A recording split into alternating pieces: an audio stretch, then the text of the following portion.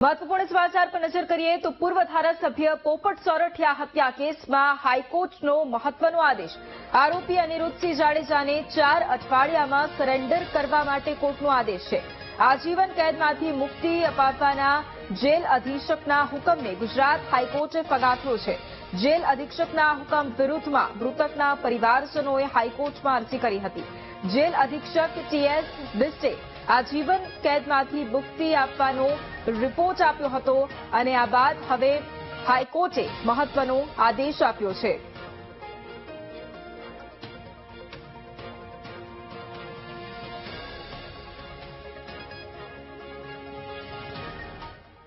અને આજ મુદ્દે સંવાદદાતા પાર્થ આપણી સાથે લાઈવ જોડાયા છે। પાર્થ, પૂર્વ ધારાસભ્ય પોપટ સોરઠિયા હત્યા કેસમાં હાઈકોર્ટનો મહત્વનો ચુકાદો, શું વધુ જાણકારી?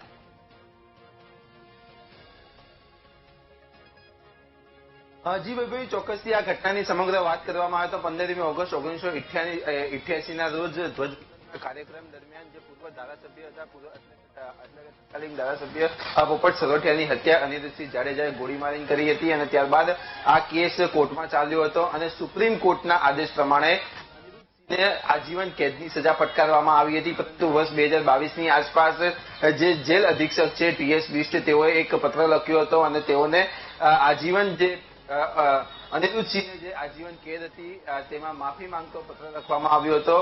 ત્યારબાદ આ સમગ્ર ઘટના અહીંયાથી હવે ફરીથી શરૂ થઈ છે। ટીએસ બિસ્ટના રિપોર્ટને ગુજરાત હાઈકોર્ટમાં પડકારવામાં આવ્યો હતો ત્યારે ગુજરાત હાઈકોર્ટ દ્વારા આજે ફરીથી એક હુકમ આપવામાં આવ્યો છે કે જે ટીએસ બિસ્ટે જે હુકમ આપ્યો હતો, જે પત્ર લખ્યો હતો તેને રદ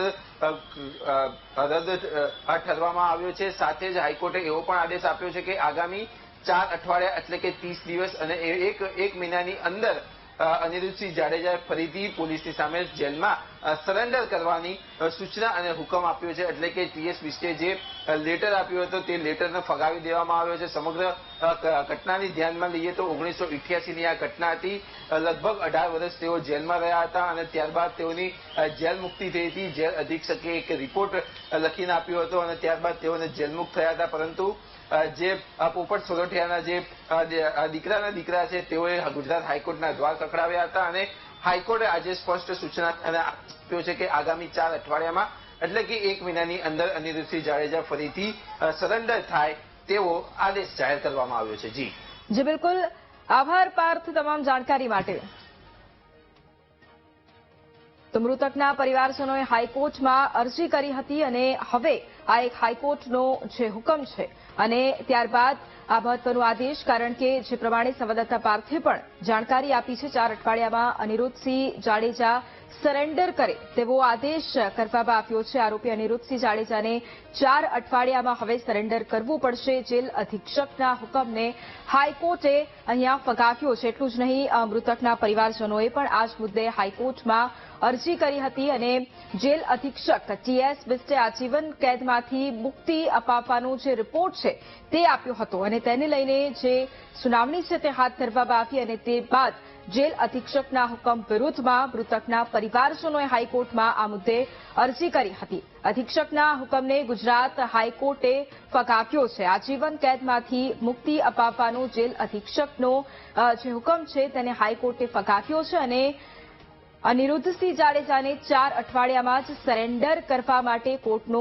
આદેશ છે। પૂર્વ ધારાસભ્ય પોપટ સોરઠિયા હત્યા કેસમાં હાઈકોર્ટનો આ મહત્વનો આદેશ છે અને 4 અઠવાડિયામાં અનિરુદ્ધસિંહ જાડેજાને સરેન્ડર કરવા માટે કોર્ટે આદેશ કર્યો છે। આજીવન કેદમાંથી મુક્તિ અપાવવાના જેલ અધિક્ષકના હુકમને ગુજરાત હાઈકોર્ટે ફગાવ્યો છે। જેલ અધિક્ષકના હુકમ વિરુદ્ધમાં મૃતકના પરિવારજનોએ હાઈકોર્ટમાં અરજી કરી હતી।